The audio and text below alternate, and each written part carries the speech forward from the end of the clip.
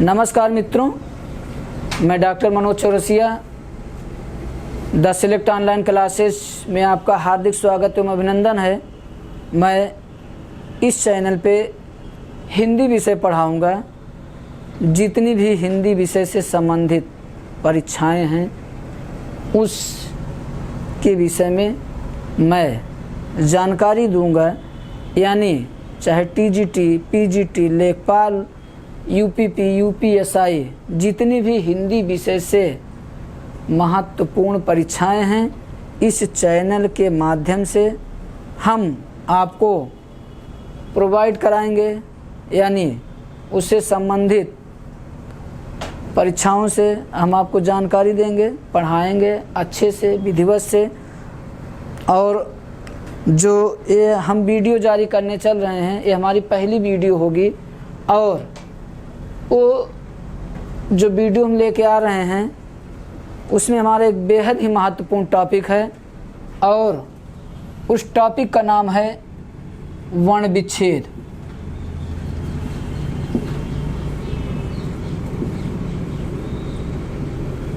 वर्ण विच्छेद मित्रों, पढ़ाने को तो हम वर्णमाला से भी पढ़ा सकते थे, लेकिन नहीं। क्यों? क्योंकि जब हम काखा गाघा नहीं जानेंगे, पहाड़ा नहीं जानेंगे, तो हम कैसे आगे हिंदी व्याकरण पढ़ेंगे? नहीं पढ़ सकते। यानी जो वर्ण विच्छेद है ये आपकी नींव है। यानी जब कोई बच्चा प्राइमरी में जाता है या अपनी प्राथमिक जो शिक्षा है जो स्टार्ट करता है, प्रारंभ करता है, तो उसको पहाड़ा पढ़ाया जाता है, गिनती गिनाई जाती है। इसी तरह इस चैनल के माध्यम से हम आपको सबसे पहले वर्ण विच्छेद पढ़ाएंगे, और बेहद ही महत्वपूर्ण टॉपिक है, बेहद ही महत्वपूर्ण है। और यहाँ से एक प्रश्न आपका आना ही है, चाहे टीजीटी हो, पीजीटी हो, यूपीपी हो, यूपीएसआई हो। तो हम आपको यहाँ बताएंगे कि कैसे प्रश्न पूछते हैं और कैसे इनके पूछने का जो स्तर है वो हम आपको बताएंगे। आइए मित्रों, हम एक शब्द लेते हैं राम।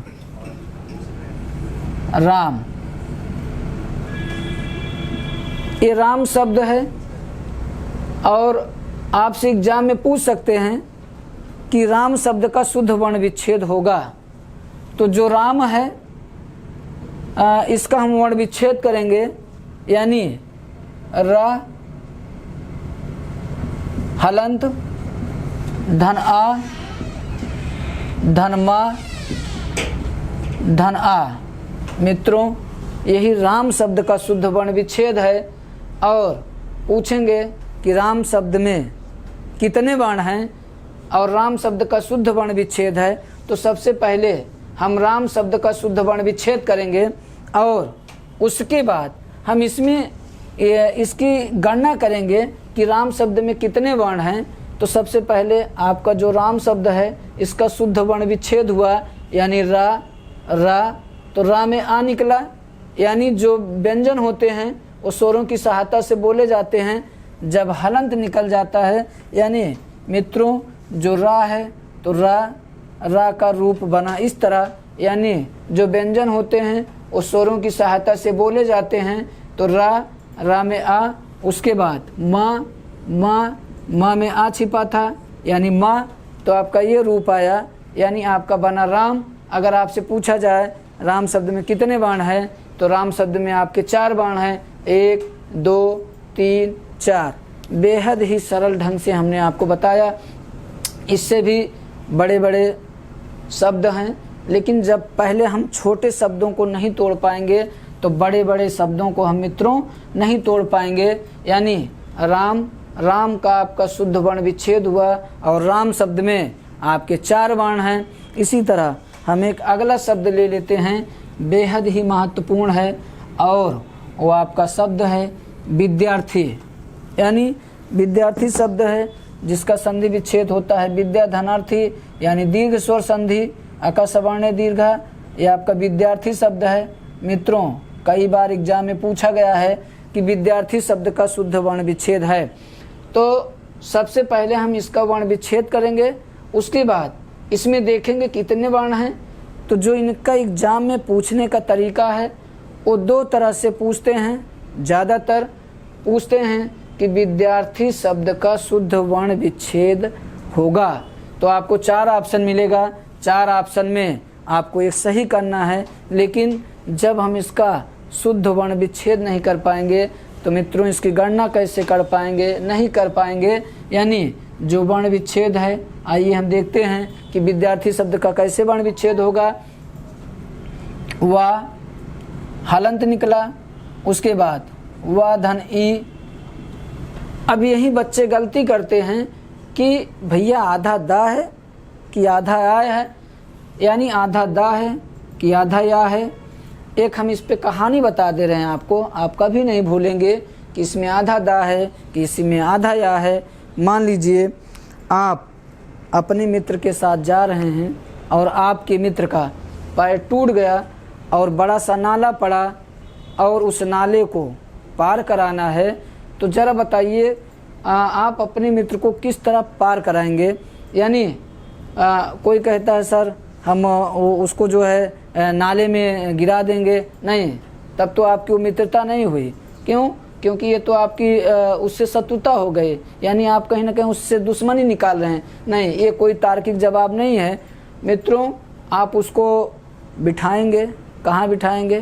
कंधे पे, यानी जो ऊपर है, ऊपर है, ऊपर है, यानी उसका पैर टूटा हुआ है तो स्वाभाविक सी बात है वो आधा होगा, और जो नीचे है वो आपका पूरा है। तो ऊपर वाला आधा हुआ, नीचे वाला पूरा हुआ। मित्रों जो आपका वह है ये आपका आधा है, उसके बाद धन ई है तो वह धन ई बना, यानी बी बना। ये आपका पूर्ण रूपेण व्यंजन है, ये आपका स्वर है। यानी स्वर जो होते हैं स्वतंत्र होते हैं, वो बिना किसी की सहायता से बोले जाते हैं, लेकिन जो व्यंजन होते हैं वो स्वरों की सहायता से बोले जाते हैं। क्यों? क्योंकि जो स्वर हैं स्वयं राजन्ते इति स्वरा। आइए हम आगे देखते हैं। इसी तरह अब आपका द हलंत लगा या हलंत लगा, उसके बाद धन, बड़ा आ धन। अब मित्रों यहीं फिर बच्चे गलती करते हैं। इसमें ये सोचते हैं कि बच्चे की भैया आधा रा है कि पूरा रा है। आज हम आपको ये चीज़ कंफर्म करके छोड़ेंगे, कंफर्म करा के छोड़ेंगे कि इसमें आधा रा है कि पूरा रा है।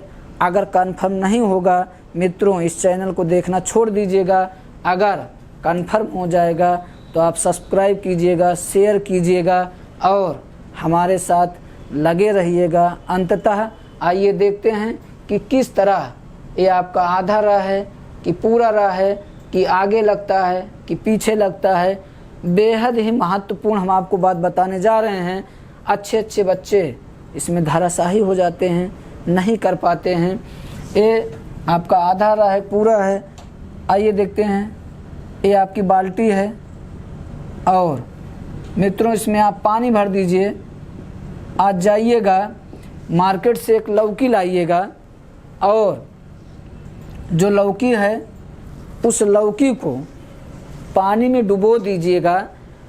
अगर पानी में लौकी डूब जाएगी फिर हम कह रहे हैं आप इस चैनल को देखना छोड़ दीजिएगा, हमको भूल जाइएगा, मत आइएगा।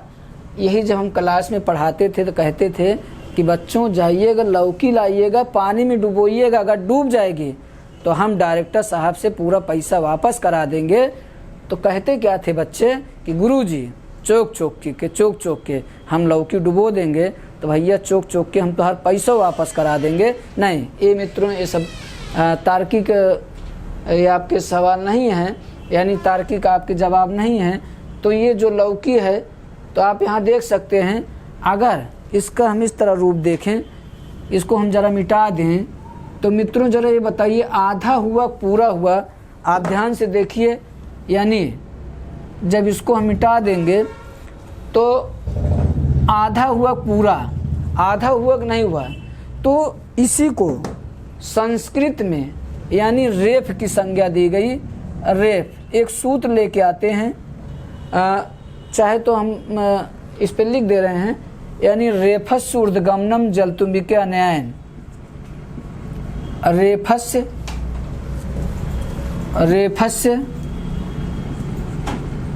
ऊर्ध्वगमनम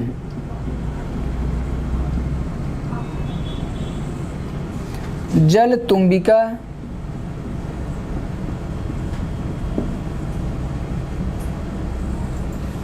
रेफस्य ऊर्ध्वगमनम जलतुंबिका न्यायन।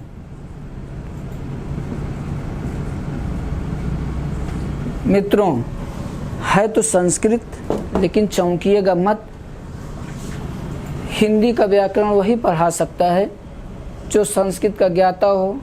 ऐसा हम नहीं कर रहे हैं, बुरा मत मानिएगा, क्योंकि संस्कृत के बिना हिंदी अधूरी है। अन्यथा मत लीजिएगा हमारी बातों को, ले ही लेंगे तो कोई दिक्कत नहीं हमारे लिए। यानी रेफस्य ऊर्ध्वगमनम जलतुंबिका नयन, हिंदी में 4 र होते हैं। 4 र हम आपको बताएंगे अगले वीडियो में, जो हमारी अगली वीडियो जारी होगी।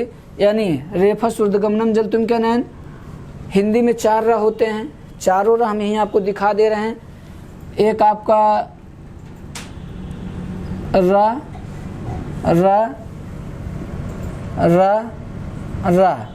मित्रों, ये 4 रा हैं आपके। यही आपसे पूछा जाता है कि चारों रा इसमें कौन से आधे हैं, कौन से पूरे हैं। तो मित्रों, ये जो आपका ऊपर वाला रा है ये आपका आधा होता है, बाकी तीनों रा आपके पूरे होते हैं। एक बार फिर से देख लीजिए, यानी रा रा रा री, इसी को रेफ बोलते हैं। सूत्र लेके आते हैं, रेफस्य ऊर्ध्वगमनम जलतुंबिका नयन, यानी जो रेफ होता है, यानी जो आधा रा होता है, ऊर्ध्वगमनम यानी ऊर्ध्व माने ऊपर, गमन माने चला जाता है, जलतुंबिका नयन यानी जलतुंबिका, तुंबिका माने लौकी, यानी जो आधा रा होता है ये अपने अगले वाले वर्ण पर जुड़कर चला जाता है, और इसी को बोलते हैं रेफ। सूत्र लेके आए, रेफस्य ऊर्ध्वगमनम जलतुंबिका नयन। यानी मित्रों, इनका कहने का मतलब ये है कि जो ये आपका रा है आधा है, और ये जो आधा रा है, आपसे एक सवाल और यहाँ पूछते हैं कि भैया जो आधा रा है वो स्वर पे लगता है कि व्यंजन पे लगता है। आइए हम देखते हैं कि स्वर पे लगेगा कि व्यंजन पे लगेगा। यानी द या में निकला बड़ा आ, उसके बाद अब आपका आधा रा हलंत धन था और धन बड़ी ए। मित्रों, यही आपका शुद्ध वर्ण विच्छेद है।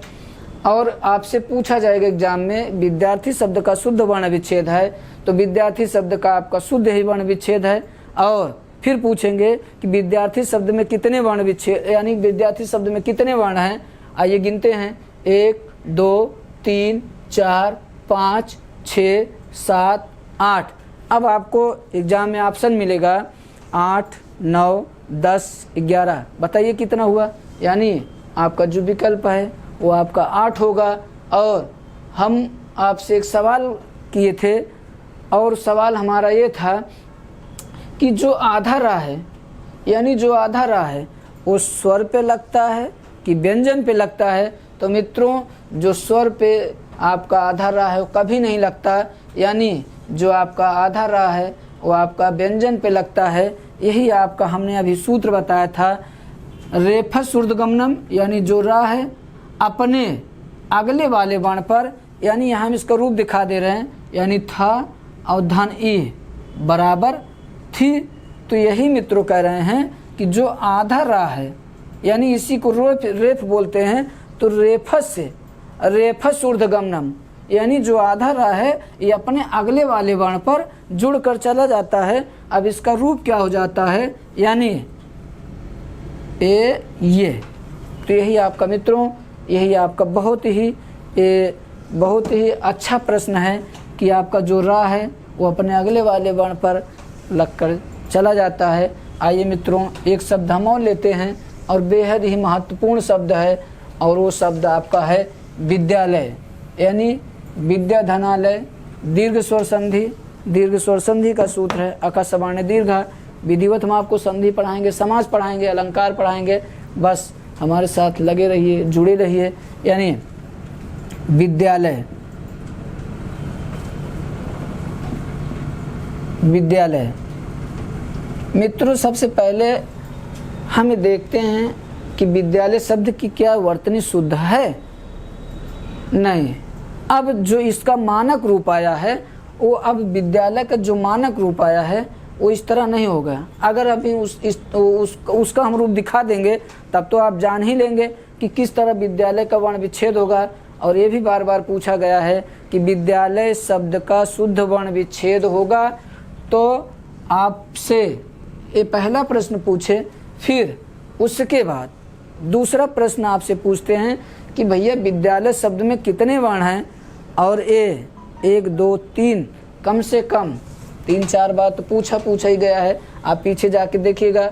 और एक शब्द इसके पहले एग्जाम आपका यूपीपी में हुआ था, बेहद ही महत्वपूर्ण शब्द आया था, और भी हम आपको नहीं बताएंगे। और देखते रहिए, अंत तक हम आपको ज़रूर बताएंगे। और अच्छा लगे तो आप हमारे साथ जुड़े रहिए, मित्रों को भी शेयर कीजिए। यानी विद्यालय आइए देखते हैं। वा धन ई यानी मित्रों जो व्यंजन हैं, हम बार बार आपको बता रहे हैं कि जो व्यंजन हैं स्वरों की सहायता से बोले जाते हैं। अगर एग्जाम से आपसे पूछा जाए एग्जाम में कि भैया पूर्ण रूपेण आपका व्यंजन क्या है, इधर हम आपको दिखा दे रहे हैं। वा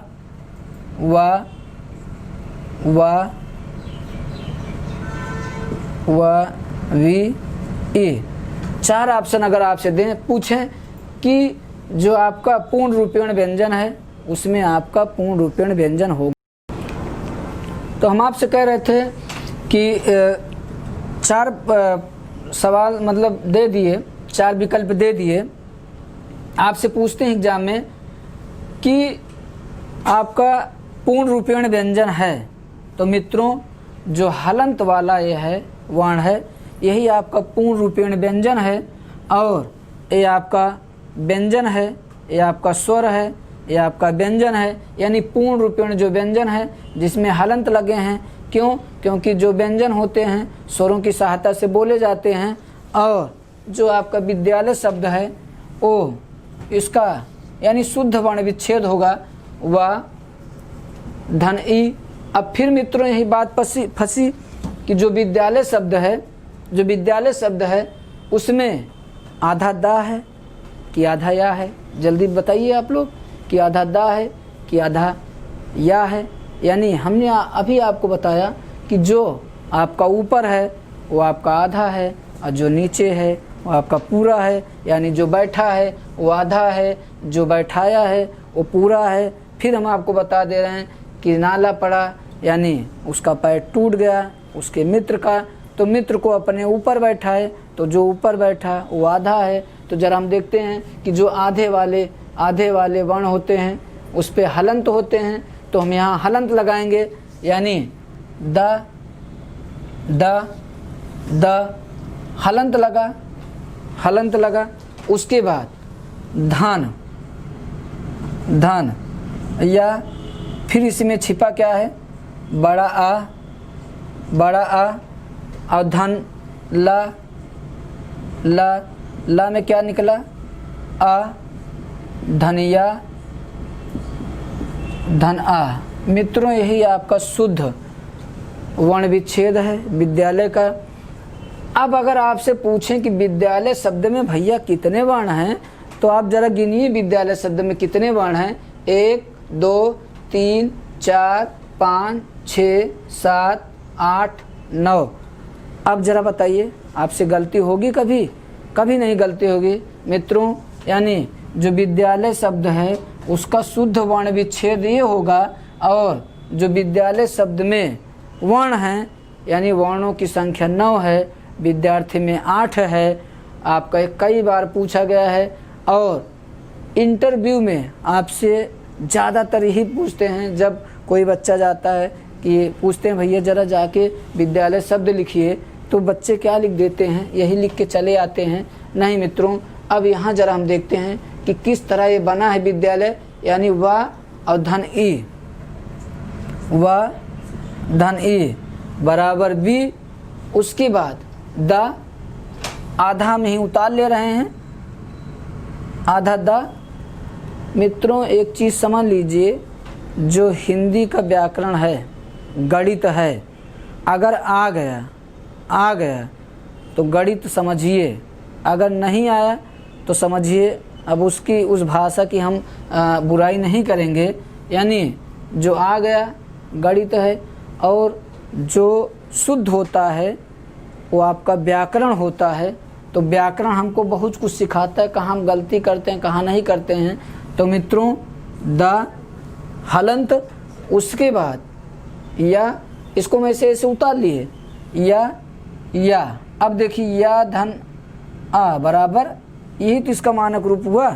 तो यहाँ पे हम या उतारे, उसके बाद ला में छिपा क्या है, अ या। यही इसका जो शुद्ध है यानी मानक रूप हुआ, यानी आपका ला और या। मित्रों यही विद्यालय आपका हिंदी में, हिंदी मानक के अनुसार शुद्ध माना गया है, यानी यही विद्यालय शब्द आपका शुद्ध है। अगर आपसे KBS, TGT, PGT, नवोदय कोई भी हिंदी विषय से संबंधित अगर आपसे कोई सवाल विद्यालय शब्द से पूछा जाता है कि विद्यालय शब्द की शुद्ध वर्तनी है, तो विद्यालय शब्द की मित्रों यही शुद्ध वर्तनी मार के आइएगा, इसको मत कीजिएगा। यही प्रचलन में आया है, यही आपका मानक रूप है, यानी विद्यालय शब्द का शुद्ध वर्ण विच्छेद है। और विद्यालय शब्द में इतने वर्ण हैं। एक शब्द हम आपके लिए लेके आ रहे हैं जो आपका पूछा गया था, और वो शब्द बेहद ही महत्वपूर्ण है। अब ये तो हम नहीं कह सकते हैं कि हो सकता आए या ना आए, कोई गारंटी नहीं है, लेकिन इससे संबंधित कहीं ना कहीं कोई प्रश्न आना ही है। और वो आपका UPP में एक शब्द आया था दृढ़। मित्रों NCERT की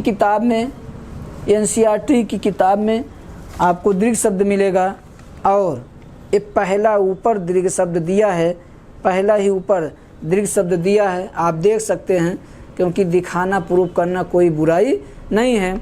और यही एग्जाम में पूछा गया था कि दीर्घ शब्द का शुद्ध वर्ण विच्छेद है। ये हम अपनी क्लास में, आप विश्वास कीजिए, इसको विधिवत ढंग से बताए थे और बच्चे करके चले आए। आज वही एहसान मानते हैं कि सर आप पढ़ाए, आ गया और हमारा सिलेक्शन हो गया। तो सिलेक्शन आपका होगा और हम अंततः आपका सिलेक्शन दिला के ही रहेंगे, ये हमारी गारंटी है। और गारंटी कब लेंगे? जब आप हमारे साथ बराबर लगे रहिए और अंत तक लगे रहिए, तब तो हम गारंटी लेंगे, नहीं तो भैया हम कोई गारंटी नहीं ले सकते हैं। यानी पूछा जाएगा दीर्घ शब्द में कितने वर्ण हैं, दीर्घ शब्द का शुद्ध वर्ण विच्छेद होगा। आइए देखते हैं। अब फिर यही मित्रों, यही फिर बच्चे गलती करके आए थे, भैया री में इसका 4 ऑप्शन हम आपको जब अगली वीडियो जारी करेंगे तो उसमें हम आपको ऑप्शन बनाना सिखाएंगे, क्योंकि ये हमारी पहली वीडियो है। तो जब आगे नेक्स्ट जो वीडियो होगी उसमें हम आपको विधिवत हम आपको ऑप्शन बनाना सिखाएंगे, पेपर सॉल्व करना सिखाएंगे, कैसे एग्ज़ाम में जो प्रश्न आए हैं, कैसे जो महत्वपूर्ण प्रश्न हैं उसको हम आपको सिखाएंगे। तो यहाँ पे हम देखते हैं द हलंत लगा। हमने आपको बताया कि जो ऊपर वाला वर्ण है वो आधा है और आधे वाले वर्ण जो होते हैं वो हलंत होते हैं, यानी द। अब इसमें कुछ लोग हलंत नहीं लगाए, सीधे सीधे क्या कर दिए रे। मित्रों जरा ये बताइए, जब हमने आपको बताया कि जो ऊपर है वो आधा है और जो नीचे है वो आपका पूरा है, तो जो स्वर होते हैं वो स्वतंत्र होते हैं, वो बिना किसी की सहायता से नहीं बोले जाते हैं। तो भैया इसमें कहाँ से आपका हलंत लगने का सवाल है? यानी जो आपका व्यंजन है, हमने आपका बताया कि व्यंजन आधे भी हो सकते हैं, जो व्यंजन होते हैं स्वरों की सहायता से बोले जाते हैं, लेकिन जो आपका ऊपर है वो आधा है। तो मित्रों आधा जो होता है उसमें हलंत लगता है और यही अपना रूप छोड़ के भागता है, तो इसमें आपका स्वर जुड़ता है, इसको हलंत कहते हैं। यानी हलंत्यम लोपा, हलंत का लोप होता है, ये अपना रूप छोड़ के भागता है, तो ये स्वर आके इसमें जुड़ता है। क्यों? क्योंकि कहता है भैया कि हम जो हैं स्वरों की सहायता से बोले जाते हैं और स्वर जो होते हैं वो स्वतंत्र होते हैं। तो हलंत का यहाँ लोप होता है, तो ये अपना अस्तित्व यहाँ आके जुड़ता है। तो ये आपका स्वाभाविक है कि जो ऊपर है वो आधा है। उसके बाद री यानी री धन गा धन आ। मित्रों यही आपका शुद्ध इसका वर्ण विच्छेद था और पूछा गया था। बार बार हम आपको कह रहे हैं जाके देख लीजिएगा पेपर में कि दीर्घ शब्द का शुद्ध वर्ण विच्छेद है। तो दीर्घ शब्द का शुद्ध आपका वर्ण विच्छेद ही है। और दीर्घ शब्द में कितने वर्ण हैं? तो दीर्घ शब्द में 4 वर्ण हैं। दा दा यानी द्रि द्रि गा गा धन आ बराबर आपका दीर्घ शब्द हुआ। आइए मित्रों हम आगे बढ़ते हैं। इससे थोड़ा एक शब्द लेते हैं और शब्द बेहद ही महत्वपूर्ण शब्द है वृक्ष।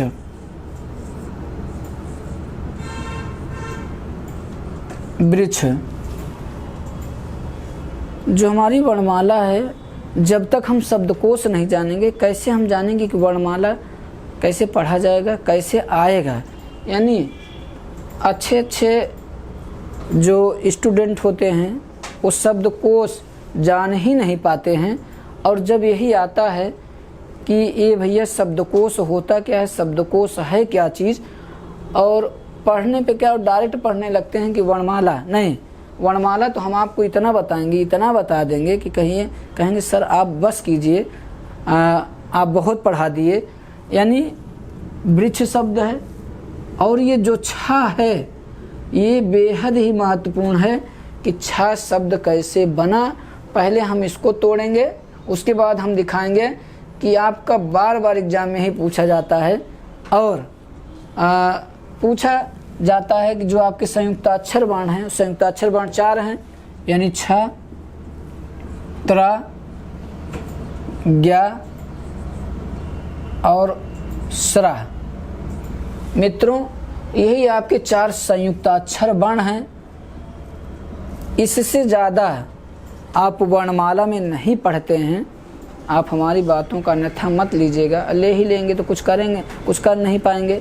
और जब अगर आपको समझ में आ जाएगा तो एक चीज़ और कर दीजिएगा, कम से कम शेयर तो ज़रूर कर दीजिएगा, चाहे हमारा कुछ कर पाइएगा और चाहे मत कर पाइएगा। मित्रों ये खूब पढ़े होंगे छत्रिज्ञा स्रा, यही अब आप समझ गए होंगे कि कैसे ये बनेगा। आइए हम देखते हैं कि वृक्ष शब्द का शुद्ध वर्ण विच्छेद होगा। उसके बाद जो छा है बेहद ही महत्वपूर्ण है। हो सकता है खुदा न खास्ता आ ही सकता है, यानी जो ऊपर है वो आधा है, यानी आधे वाले वर्ण हलंत रूप धारण किए रहते हैं। वा तो आधा हुआ, तो जो ऊपर है आधा है, ये हलंत वाले वर्ण हैं आधा। उसके बाद धन री। अब देखिए मित्रों जो छा है, यानी जो छा है वो कैसे बना, यानी बना किस तरह।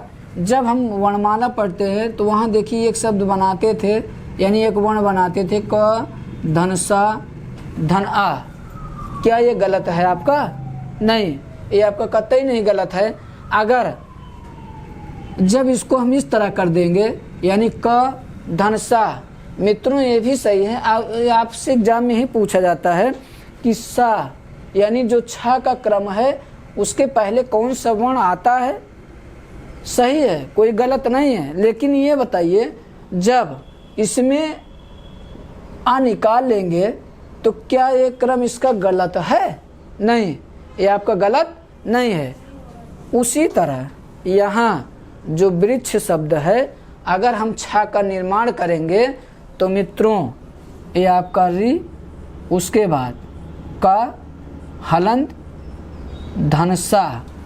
अब बताइए, अब इसमें सा में आ निकालेंगे कि नहीं निकालेंगे?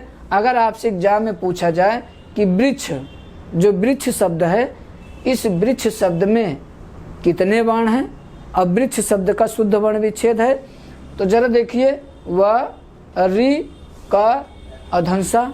जब यहाँ हम गिनती करेंगे 1 2 3 4, फिर इससे मिलता जुलता देगा कि 1 2 3 4 5, 1 2 3 4 5, 1 2 3 4 5 6, तो आपको कई विकल्प मिल सकते हैं।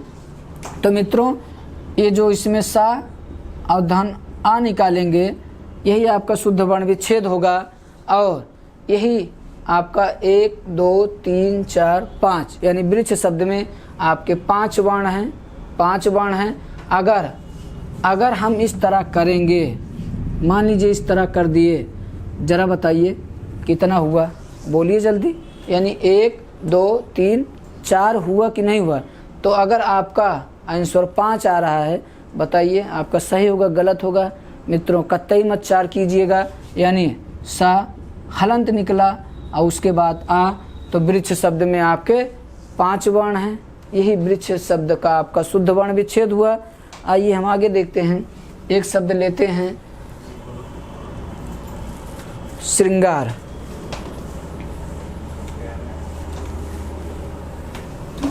श्रृंगार मित्रों सबसे पहले आप जानिए कि श्रृंगार शब्द कैसे लिखा जाता है। बच्चे गलती क्या करते हैं कि श्रृंगार ऐसे लिख देते हैं, ऐसे नहीं, ये श्रृंगार आपका गलत है, ये आपका श्रृंगार शुद्ध नहीं है। यानी इसको हम एक तरह से और लिख के दिखाएंगे भी। अभी इसी तरह पहले हम देखते हैं कि कैसे ये टूटेगा श्रृंगार शब्द। यानी सा आधा है, आधा है। जब यहाँ मित्रों हम सरा बनाते थे तो देखिए सा और धन रा, सा हलंत धनरा बराबर सरा। मित्रों यहाँ हम इस तरह बनाते थे, तो जो ऊपर है वो आधा है और आधे वाले वर्ण, जो आधे वाले वर्ण होते हैं वो हलंत रूप धारण किए रहते हैं। तो यहाँ पे सा हलंत लगा, उसके बाद री। अब यहीं ध्यान दीजिएगा मित्रों, कुछ लोग री के ऊपर अनुस्वार लगा देते हैं। कैसे अनुस्वार लगेगा भैया? अनुस्वार किस कंडीशन में लगेगा? जब अनुस्वार यानी अनुस्वार एक हम यहाँ दिखा दे रहे हैं प्लस अंग्या यानी अंग्या, तो कुछ लोग ये यहाँ पे अनुस्वार लगा देते हैं। मित्रों अनुस्वार कभी नहीं लगेगा, क्योंकि जो अंग्या है, अंग्या यानी ये पंचमाक्षर है, पंचमाक्षर के स्थान पर बाबू श्याम सुंदर दास ने यानी अनुस्वार का प्रयोग किया। अभी हम आपको विधिवत बताएंगे, अनुस्वार का प्रयोग किया। और ये अनुस्वार किस कंडीशन में आएगा? जब अगला इसका वर्ण कौन सा है? गा है, गा है। तो भैया ज़रा ये बताइए कि क्या क ख गा, तो ये अपने वर्ग का पंचमाक्षर नहीं है? तो पंचमाक्षर के स्थान पर ही बाबू श्याम सुंदर दास ने अनुस्वार का प्रयोग किया। और फिर हम आपको बार बार बता दे रहे हैं कि अनुस्वार का जो प्रयोग होगा वो किस कंडीशन में होगा, यानी वो जो पंचमाक्षर है वो उसी ही वर्ग का हो। अब यहाँ चाहे का हो, चाहे खा हो, चाहे गा हो, चाहे घा हो, हमसे इससे मतलब नहीं है। तो ये आपका क वर्ग का है, तो क वर्ग का पंचमाक्षर यानी अंग्या आया, तो इसी अंग्या के स्थान पर ही किसका प्रयोग किया? अनुस्वार। क्यों किया? अभी विधिवत बताएंगे, लगे रहिए। अच्छा लग रहा हो तो मित्रों शेयर ज़रूर कीजिए, और बहुत ही महत्वपूर्ण हम आपको जानकारियाँ इससे देंगे। अगली वीडियो में हम आपको विधिवत सिखाएंगे, सिखाते भी चलेंगे, बताते भी चलेंगे, और आप बहुत ही आसानी से चीज़ें आप सीख लेंगे। हमारी गारंटी है, दावा है, और हम आपके ऊपर विश्वास करते हैं। यानी ग हलंत, उसके बाद बड़ा आ, बड़ा आ, बड़ा आ, धन रा हलंत धन आ। मित्रों यही श्रृंगार शब्द का शुद्ध वर्ण विच्छेद है। एक बार फिर से ज़रा देख लीजिए, फिर से देख लीजिए। अब गलती क्या करते हैं बच्चे कि इसके ऊपर अनुस्वार लगा देते हैं, यानी री के ऊपर। नहीं मित्रों, री के ऊपर अनुस्वार, यानी अनुस्वार किस कंडीशन में होगा, जब अगले वर्ण का वो पंचमाक्षर नहीं होगा, यानी ये अपने वर्ग का पंचमाक्षर है, अपने वर्ग का यानी ग वर्ग का ये पंचमाक्षर है, तो पंचमाक्षर के स्थान पर ही बाबू श्याम सुंदर दास ने अनुस्वार का प्रयोग किया।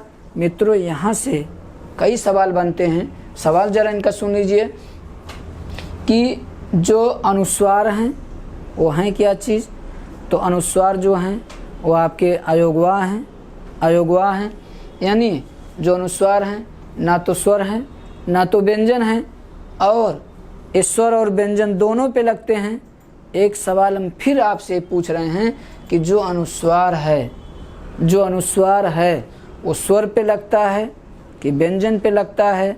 मित्रों, आप बताइएगा कि स्वर और व्यंजन दोनों पे लगता है, लेकिन किसके सहारे चलता है? बताइए जरा आप लोग फटाफट, किसके सहारे चलता है, स्वर की व्यंजन?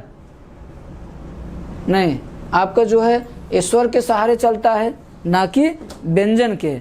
स्वर और व्यंजन दोनों पे तो लगता है। जैसे हमने कहा रंग, रंग, और जैसे हमने कहा अंग, तो रंग और अंग, तो रंग पे भी लगा, अंग पे भी लगा, और आपका व्यंजन है, आपका स्वर है, यानी लेकिन सहारे किसके चलता है? तो मित्रों, तो जो अनुस्वार है वो स्वर के ही सहारे चलता है। आप जाके देखिएगा।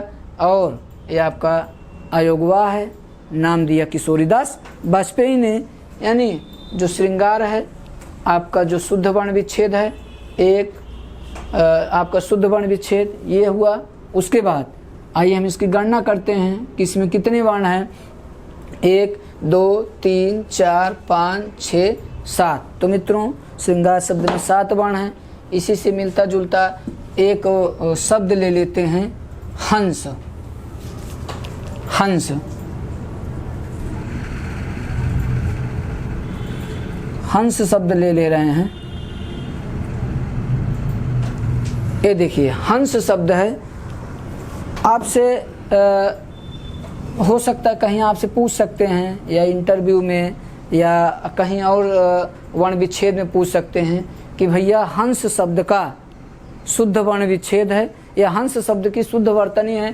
तो बच्चे क्या करते हैं, ये भी ऑप्शन मिल जाता है तो गलती करके चले आते हैं। आज गारंटी है, दावा है, आज से आप कभी नहीं गलत करेंगे। देखते हैं किस तरह ये आपका वर्ण विच्छेद होगा, यानी हा, हा, तो हा में निकला क्या, हा में निकला आ, आ। अब जरा ये बताइए, अब आ के बाद यानी आ पे अनुस्वार लगेगा कि आ के बाद अगले वर्ण का पंचमाक्षर होगा या आधा ना लिखेंगे? बताइए जरा। मित्रों, बहुत ही महत्वपूर्ण शब्द है। गलती आप कहाँ करते हैं जान लिए होंगे, यानी हा में निकला आ, आ। अब यही हम फंस जाते हैं कि भैया आ के ऊपर अनुस्वार लगाएं कि आ के बाद आधा ना लिखें। मित्रों, हमने आपको बताया था कि ना यानी ना पंचमाक्षर है, त थ द ध ना, तो अपने वर्ग का। तो जरा ये बताइए, हम मान लीजिए यहाँ लिख दे रहे हैं सा लिखें, तो जरा बताइए सा वर्ग का पंचमाक्षर कहीं होता है? हिंदी में 3 ही सा हैं, 3 सा जरा देख लीजिए, सा सा सा, यानी सा, ये तीनों सा हैं। बच्चे तो जान नहीं पाते हैं कि ये कौन से सा हैं। तो कुछ लोग सरौता, कुछ लोग सीला, कुछ लोग षटकोण। नहीं मित्रों, ऐसा मत कहिएगा, और ऐसा कहेंगे तो हमको बड़ा कष्ट होगा। ये आपका दंत सा है, तालव्य सा है, ये आपका मूर्धा सा है, यानी दंत, तालु, मूर्धा। हम आपको विधिवत बता देंगे, और जिस दिन बता देंगे उस दिन से आप एक कतई नहीं भूलेंगे कि कौन सा दंत है, कौन सा तालु है और कौन सा मूर्धा है। तो जो सा हैं उनका कोई पंचमाक्षर नहीं होता है, यानी सा। अब बताइए, सा का कोई पंचमाक्षर नहीं है, तो सा का मित्रों कोई पंचमाक्षर नहीं होता है। तो ये आ पे हम अनुस्वार लगा देंगे और उसके बाद फिर आ लिखेंगे, यानी सा में आ है तो हा धन आ, बराबर, अब इस अनुस्वार को इसमें हम जोड़ देंगे, यानी और धन सा और धन आ बराबर हंस। मित्रों और गलती कहाँ करते हैं, ह धन आ धन ना धन सा धन आ। ये तो हमको लगता है कि एग्जाम में पहला ही विकल्प आपको मिलता है और बच्चे यही जल्दी से मार के चले आते हैं। हमने कहा कि जो पंचमाक्षर है वो अपने अगले वर्ण का ही होना चाहिए, उसी ही कंडीशन में आपका यानी यहाँ पे पंचमाक्षर होगा। तो जरा बताइए ना का ना अपने वर्ग का कहीं पंचमाक्षर है? देखिए जरा यहाँ पे तो ना, तो मित्रों सा वर्ग का यानी सा वर्ण का कोई पंचमाक्षर नहीं होता है। कहाँ से भैया जो है हम यहाँ आधा ना लिखेंगे, यानी जब पंचमाक्षर नहीं होगा तो हम उसके जो पहले वाला वर्ण है यानी जो आपका आ है उस पे हम अनुस्वार लगा देंगे। यही आपका शुद्ध वर्ण विच्छेद है। इससे मिलता जुलता एक शब्द ले रहे हैं गंगा। गंगा, गंगा जरा देखिए, गंगा एक इससे मिलता जुलता हमें ये शब्द लिख दे रहे हैं गंगा। गंगा, क्या ये गंगा गलत है? नहीं, आपका गंगा ये संस्कृत में होता है, शुद्ध वहाँ माना जाता है, हिंदी में आपका ये शुद्ध माना जाता है। तो मित्रों जो गंगा का शुद्ध वर्ण विच्छेद है, देखिए जरा गा गा हलंत, तो गा में निकला क्या आ, छोटा आ, उसके बाद गा। अब यहाँ जरा देखिए, यहीं पे बच्चे गलती करते हैं, इसके ऊपर अनुस्वार लगा देते हैं। जब इस तरह से आप गंगा लिख लेंगे, मान लीजिए आपको इस तरह नहीं आ रहा है, इस तरह भी आप लिख के देख सकते हैं। तो ये जो अंग्या है, अंग्या है ऊपर है, तो ऊपर वाले वर्ण आधे होते हैं कि पूरे होते हैं? यानी मित्रों जो ऊपर बैठा है वो आधा है और जो नीचे बैठा है वो आपका पूरा है। तो अ धन अंग्या, अंग्या आधा हुआ, हलंत लगा, उसके बाद ग ग और प्लस आ। यही आपका मित्रों शुद्ध वर्ण विच्छेद होगा। यानी पंचमाक्षर के स्थान पर बाबू श्याम सुंदर दास ने अनुस्वार का प्रयोग किया। मित्रों बार बार हम कह रहे हैं कि पंचमाक्षर के स्थान पर अनुस्वार का प्रयोग किया। और ये जो अनुस्वार है, ए अनुस्वार, फिर हम सवाल आपसे पूछ रहे हैं कि अनुस्वार जो होते हैं वो किसके सहारे चलते हैं, स्वर की कि व्यंजन की? यानी सहारे किसके चलते हैं? स्वरों के सहारे चलते हैं। तो पंचमाक्षर के स्थान पर अनुस्वार का प्रयोग किया और ये अपने अगले वर्ण का, यानी गा का पंचमाक्षर है, यानी का वर्ग का पंचमाक्षर का खा गा घा अंग्या, तो गा मिला, गा के आगे अंग्या मिला, तो इसके स्थान पर अनुस्वार का प्रयोग किए। इस तरह हमको लिखने में दिक्कत होती है। दिक्कत कब होती है? जब हम टाइप करते हैं तो हमको दिक्कत होती है। तो वही बाबू श्याम सुंदर दास ने कहा कि भैया हम पंचमाक्षर के स्थान पर हम अनुस्वार का प्रयोग कर देंगे। आइए इसको हम जोड़ लेते हैं, एक बार देख लेते हैं। यानी ग धन आ, अब ये अनुस्वार है तो पंचमाक्षर के स्थान पर अनुस्वार का हम प्रयोग करते हैं। तो ये अनुस्वार मित्रों इस पे आके जुड़ेगा, यानी ग धन आ, उसके बाद ग धन आ बराबर ग। मित्रों ग धन आ बराबर आपका गंगा हुआ।